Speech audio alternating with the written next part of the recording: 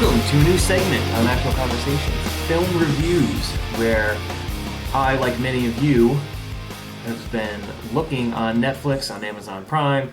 I don't have Hulu. I used to have it. I wasn't using it that much, but I'm sure there's good stuff on there too.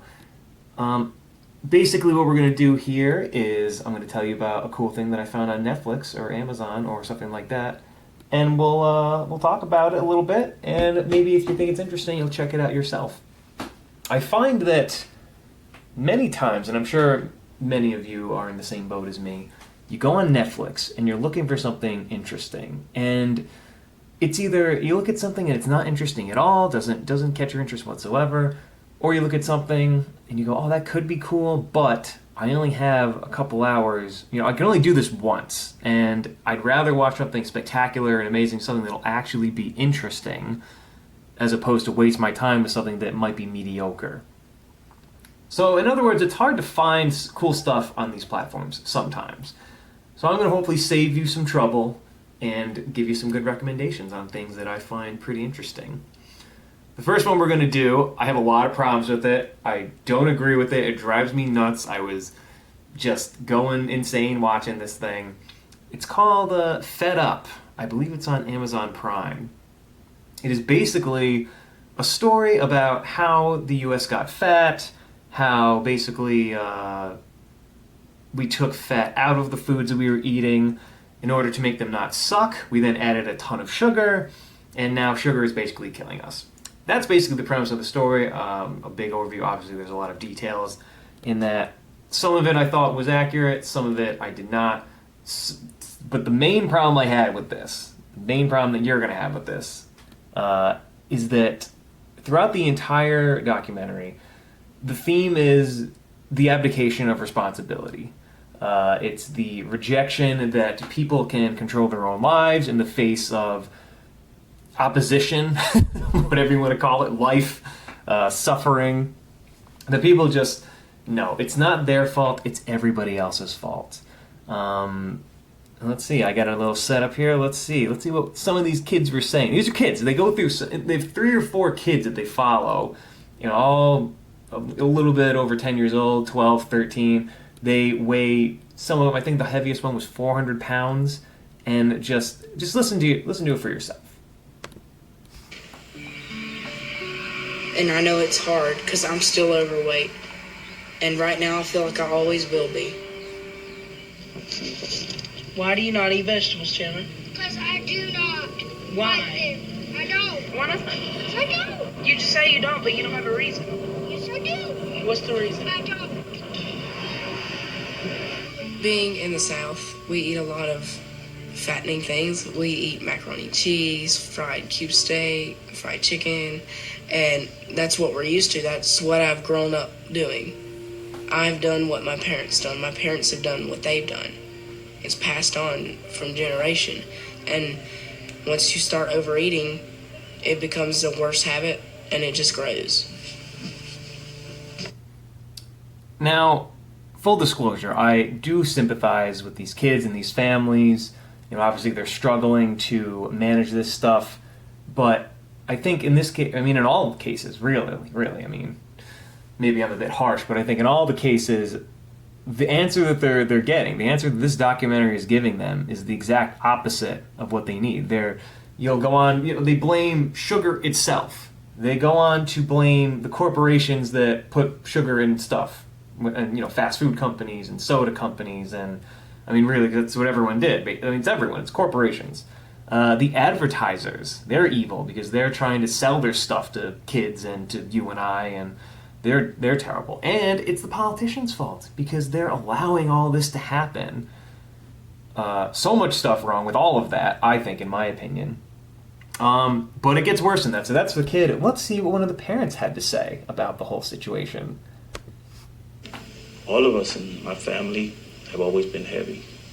All of us. I guess it's culture.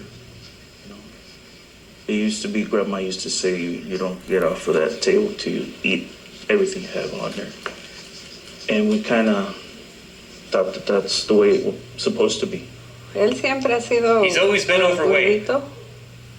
Pero para la for the familia Hispanic hispana, el family, gordito es, big is es beautiful and bonito it's y healthy. es saludable.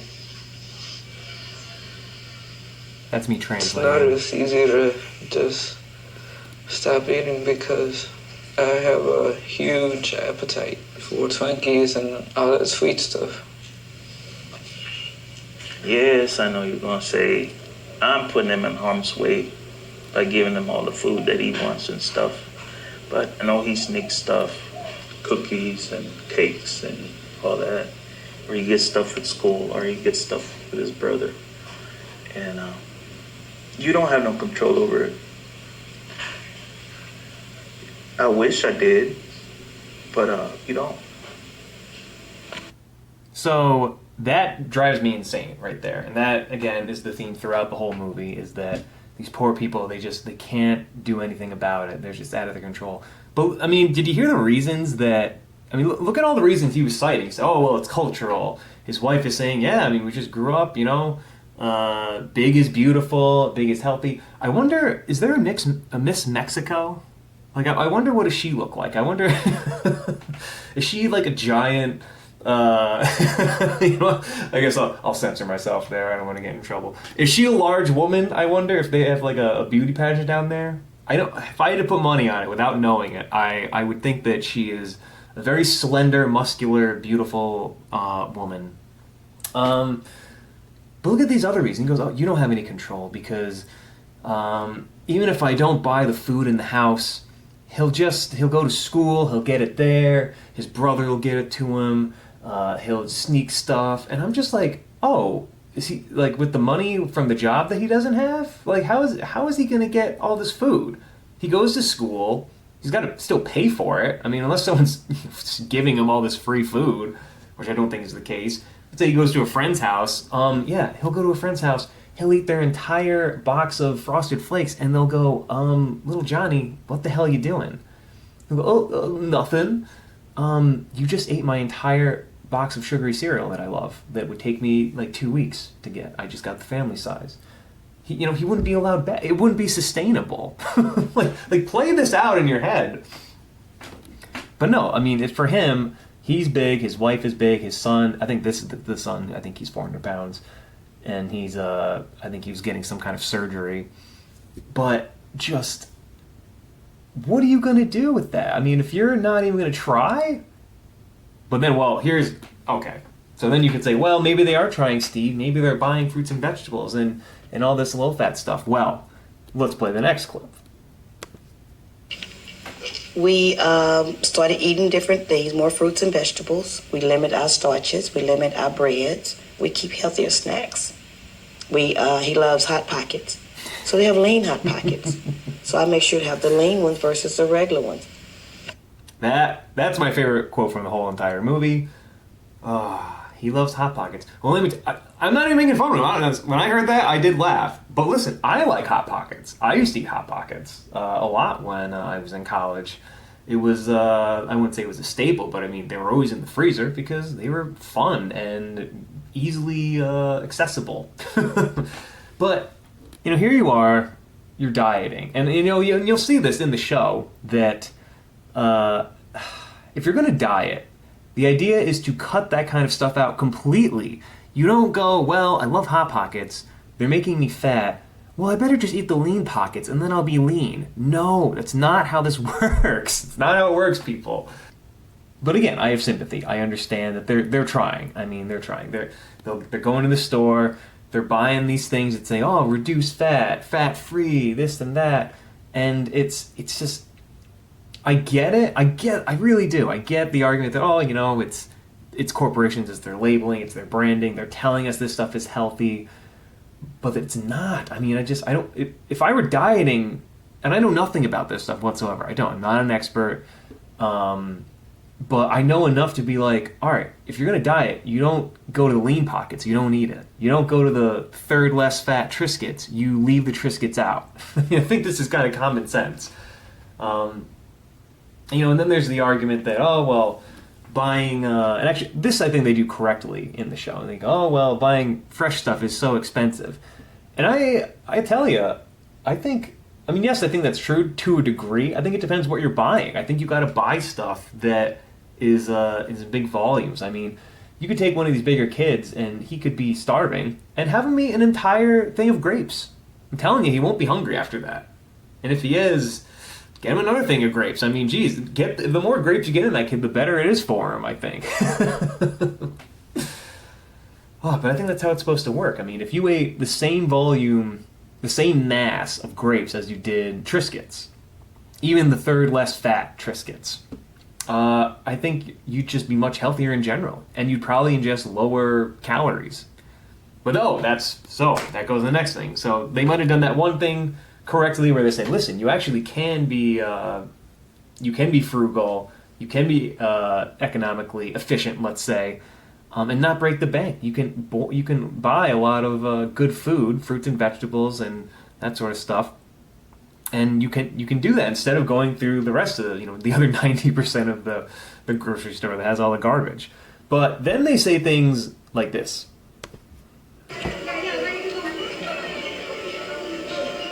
There is a solution to obesity. It's energy balance. It's balancing calories in and calories out. We're eating and drinking too much and not getting enough exercise. We will have to have greater emphasis on getting that energy balance. Nowadays, there's this phrase, let's practice energy balance. Okay, we're going to make sure that we know how to match the calories in to the calories out so that we don't get fat. It's nonsense. You eat, say, 110 bites of food a day, and you only burn off 109 of them, you're going to get obese in 20 years. Even if there's a Guinness World Record holder of calorie counting, calories in to the calories out, nobody can do it. This, for me, the Hot Pocket thing was my favorite part of the show. That was the worst. That was the thing I despised the most. Can you define what a bite is for me? That was my first thought. What the hell do you mean a bite? If you eat 110 bites of calories, but only burn off 109 bites of calories, or 109 bites, then you're going to get fat in 20 years. Can you define bite? How about we just replace bite with calorie? Just do that. And then, yeah, I guess you'd be right. If you had 110 calories a day and burned off 109, then yeah, you'd get fat. That's exactly how calorie counting works. And it doesn't work. Why? What was his thing? He goes, even if you, he doesn't even give a reason. He just says that no one can do it. Even if you had some world record of a guy who was counting calories in and counting calories out, no one could do it. I'm blown away by that. I feel like people do that every single day. I think I do that. That's kind of been my argument for a long time and kind of how I've conducted myself. But the idea that this doesn't work at all is ridiculous. For those of you who might be struggling with this, let me give you a very simple formula that I've discovered. So, just to exist, from sunrise to sunset, you have to burn off X amount, or you're going to burn, it's going to require a certain amount of calories just to survive, just the day. Not eating anything, just your casual, not even exercising. Screw exercising. We're going to take that out of the equation entirely. Let's say you don't even like it, because I don't like it. Let's say you just are looking to lose weight. You're going to burn X amount of calories just being alive. Your heart's going to pump. Your brain is going to need energy for stuff. You're going to move your arms and legs around like a crazy person. You're going to need energy just to get through the day. Let's call that your base calorie consumption. Now, take into the fact that also, anytime you eat something, digestion, the whole digestion process requires energy. You actually spend calories eating food. Or digesting food and absorbing it, that whole thing. Now, it's not a lot. I don't even know what it is. I'm not going to pretend. But these two numbers, they're going to be different for each individual. Some individuals will require a lot of energy. I guess typically you would say this person has a high metabolism, quote unquote, and they have a lot of energy, or they require a lot of energy. Other people don't require that much. So you have to gauge what's your base, how many calories do you need a day, meet those needs, but just don't go crazy. As long as you can manage that. It basically it's calorie counting is what I'm saying. I'm just giving you an interesting way to look at it. You're going to need a base amount of calories a day just to survive. Do that, whatever it is. If you're going to train a little bit, And this is the thing. I've always thought when you train a lot, don't you require more energy, right?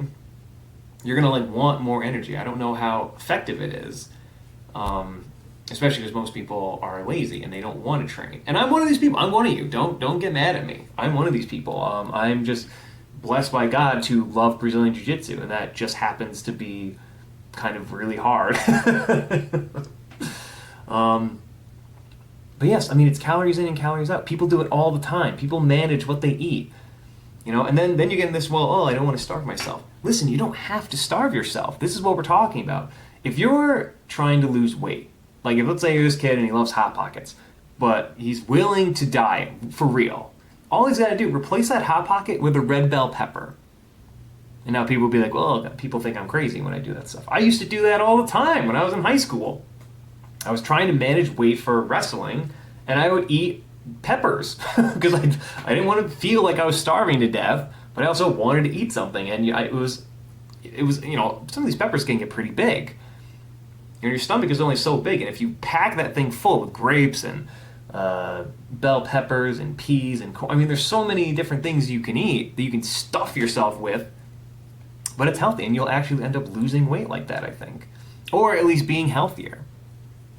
But to say flat out that realistically, that is one of the worst arguments I've ever heard in my entire life. It's definitely going on the top 5 worst arguments I've ever heard. The idea that calorie counting doesn't work because no one can do it, because 110 bites is greater than 109 bites of food. That's it. That's all he's got. But it doesn't end there. There's another good one in here that I picked out. You're peddling Coca-Cola, Pepsi, sugar water, Gatorade. You don't want your food to be considered inherently fattening, just as the tobacco industry would have preferred that their product not been considered inherently capable of causing cancer. But just like cigarettes literally cause lung cancer, certain foods literally make you fat. Okay, so that's our buddy again, this nasally dork. I don't know his name, but he's ridiculous. So, and honestly, I'm going to say something, and this drives people nuts. I've talked to doctors about this. It drives them nuts. But they always agree with me in the end. Well, I think everyone but one of them. Look at what he says, and this is a theme throughout the whole thing, which they make a good point with it. I got to say, they make a good point with it, but it's like I'm looking at it, I'm watching this, and I think it doesn't have to be this way. So what do I mean by this? He says smoking cigarettes literally causes cancer. And I'm sorry, that is just a lie. It's just not true. And I bet this will be more controversial than anything else I've said here today. Guess they don't literally cause cancer. You cannot... Oh, it drives me nuts. And I know people who are disagreeing with me are probably thinking the same thing. Let me explain. Let me make the case. Totally off topic, but it's worth making the case. If you're going to say that something causes something else, what you're saying is that if you're going to say cigarettes cause cancer, then that means that when you smoke cigarettes, you're going to get cancer at some point, It'll be probably sooner rather than later because it causes cancer. But we all know that's not true. We all know the fact of the matter is that tons of people smoke cigarettes, some of them their entire lives, they never get cancer. We know that sometimes people who smoke cigarettes, yes, they do get cancers. We know that some people who never smoke anything ever in their life, sometimes they get lung cancer. But the fact is that it's not this 1-to-1 ratio. But your language has to reflect that. So you can't say smoking literally causes cancer when it literally does not, if you're going to use that word. The correct way to say it is that smoking greatly increases your chance of getting cancer. Now, I don't know what the exact numbers are, but that is a factually accurate statement. And I think that's what people, when they say, it literally causes cancer, I think that's what they're trying to say. I think that's what they mean to say. But then when you point that out, that, hey, listen, you want to be a little careful with your words, they freak out at you. No, what are you talking about? It literally does cause cancer. No, let me explain. And then the backtracking. Oh, well, I see what you're saying, da-da-da. And this all, one of Jordan Peterson's rule, be precise in your language. Language consists of words. Words have meanings to them, and we have to be clear about things. I don't know, it's important to me. So maybe I'm the crazy one, whatever. But so then they go on to equate cigarette smoking with the sugar guys, the sugar industry, let's say. And what's interesting is they're not wrong when they say that. And in the movie, they go over that, how these guys, and of course it's taken out of context, and I would love to actually hear their side to see if they actually think this, or this was just taken out of context for the movie. But they have these guys on Capitol Hill saying kind of what the smoking people did. They got up there and they made just bad arguments. They were like, no, smoking it does not cause these things. Da, da, da. And these guys are up there, oh yeah, soda, there's no evidence that suggests that, large amounts of sugar is even bad for you. And I'm sitting here like, they got them there because yes, the sugar guys, they're lying. They're just being stupid. I think in their defense, they would say that, listen, if you consume sugar with other things, you get a different result. I mean, everyone's different. Everyone's digestion is different.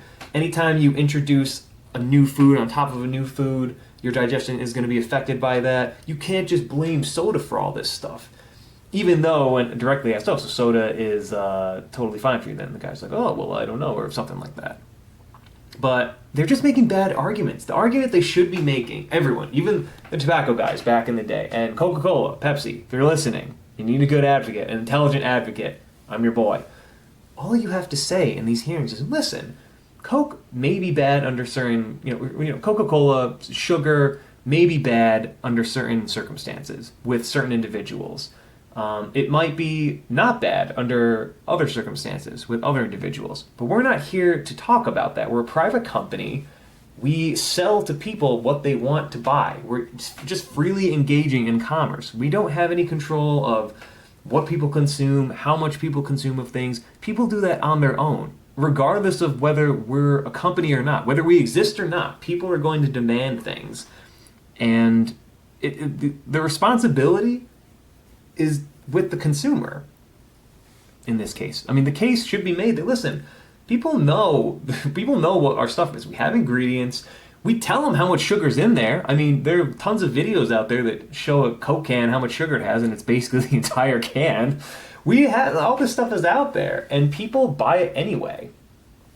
And what are your solutions? What do you want us to do? This all assumes that, okay, let's do whatever you want us to do. Let's put the percentage of of sugar, what that is in your daily. It's going to be 5,000%, whatever it is, in one can of Coke. You think that's going to stop people from buying Coca-Cola? No, because they already know this. They already know it's not good for them, and they're buying it anyway and drinking it anyway. It's just like, they banned these supersized cans or the containers at McDonald's. Did that stop their sales of Coca-Cola whatsoever? No, I don't even know the numbers, but I know it did not. Because why would it? If you wanted that much Coca-Cola, you go, can I get the supersized Coke? No, sir, sorry, we just got rid of it the other day. Oh, darn. Oh, guess I won't have soda. I'll take a small water, please. No, they go, oh, you got rid of the supersize? Oh, I'll take 2 larges then. Here you go, sir. No problem. So, there's that stuff. Now, I guess I have a couple extra clips here, but I don't want this podcast to be too long. The final segment here is, well, what if we could just do these things and create our utopia? Let's listen in. What if every can of soda came with a warning label from the Surgeon General? Nothing would change. What if fast food chains were banned from all public schools? And kids would still eat them. What if every time you looked at a nutrition label, you'd actually see the percentage next to sugar? You wouldn't care less. What if every time a celebrity sold a soft drink, they also had to pitch a vegetable? That would kind of be tyrannical. How would academics improve? How much more productive would we become? How much money and how many lives could we save? I think the government has a leading role to play here. We just got a long way to go. Oh, I forgot. That's our friend Bill Clinton, former president of the United States. He would say that. He would believe that. yeah, I don't think any of those changes, nothing would change. We already know all this stuff. I would be amazed if I could find one person who'd be like, oh no, I drank this Coke the other day. I was feeling really sick, and the Coca-Cola's super healthy for you. It's basically like that airborne stuff, except better because it's got a ton of sugar in it. No one says that. No one thinks that. Everyone knows this stuff is bad for them. They drink it anyway. Also, you can probably have a soda, I wouldn't say every day, but you can have a can of soda once in a while, and it really isn't that big of a deal. But it's when, I think if you're having a soda every single day, or even a couple of them, that is problematic, I think. But this whole idea that if only we could just get the dumbest things done. You're gonna make this documentary and go through the hassle of getting laws passed to include a little number on the side of nutrition labels. You think that's gonna change people's minds? No. If you really want people to change their minds, you first have to tell them the truth, and you have to say, listen, the reason there are problems in life and the reason you're having problems, let's say it's your weight, it's because of you. It's not because of sugar or the sugar company or advertisers or politicians. It's you. How did you escape this? How did you escape the finger pointing when it's entirely your fault? Bill Clinton has no idea what's going on in any of those kids' lives from this documentary. He doesn't even know their names. He knows nothing about them. And yet, just a law. They think a law is going to come by. What is it going to look like? What's that law going to look like? I don't know. I don't know what it could possibly look like. But if you just taught these kids and these parents and you said, listen, no, you do. You're right there. That's your problem. Oh, I can't do anything. No, you can do something about it. You're in control of the kids. Everything they have is because of you. Everything. Cut them off. Buy fruits and vegetables. Get serious with them. Don't be their friend anymore. Get mad at them. Punish them a little bit. Put some... there's one actually... there's one person who said something about how we can't... Actually, I think I have that clip. Yeah. They talk about... I'll let you listen in. Parents have a role to play does not change the fact that targeting young children is simply immoral. Targeting young children.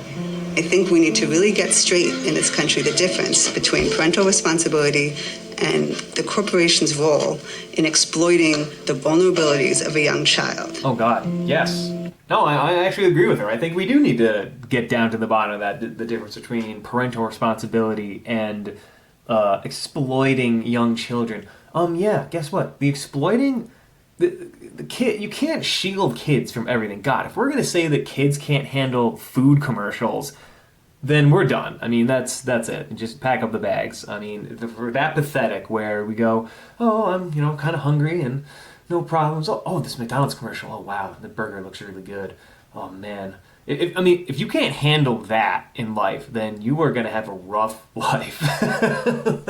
If you can't have the fortitude and the human capacity to just say, oh yeah, I just saw this commercial, I'm kind of hungry, and that burger, wow, looked really delicious, and I could really go for one. But I'm just not going to buy it because is it responsibility? Is it mental fortitude? Is it toughness? Is it sheer will? Whatever it is, get it, because life is going to throw you things a lot harder than a McDonald's Coca-Cola cheeseburger ad.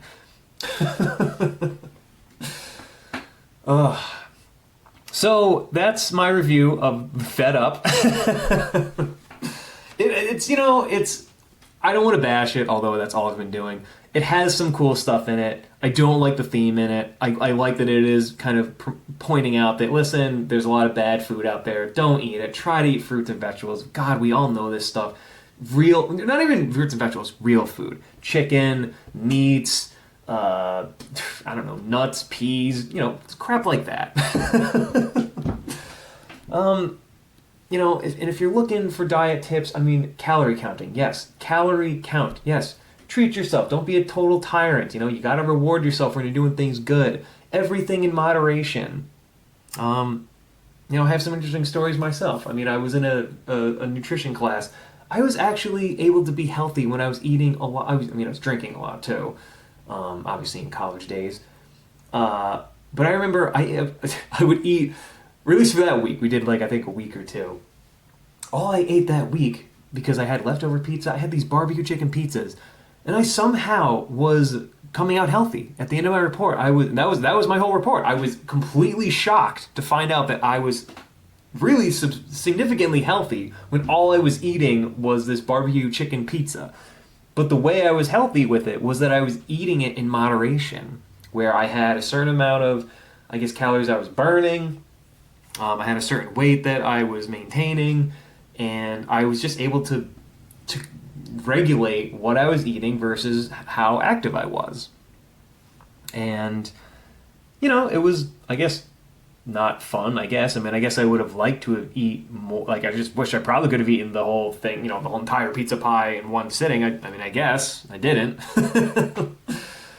But at the end of the day, even if it was the fault of all these people, you look at Jocko Wilkins, he's got that book out, Extreme Ownership, where he's basically saying, the cure for everything is ownership, or is personal responsibility, even when it's not your responsibility. And that's basically his book. He says, take on more responsibility. Stuff that you're not responsible for, make it your responsibility. And I think that's a good thing for people. I think it helps build them character. I think it helps build them whatever the hell it is that they need to overcome evil corporations and their advertisements come eat their products.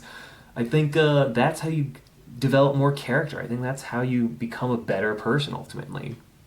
So go out in the world, get offended, be offensive,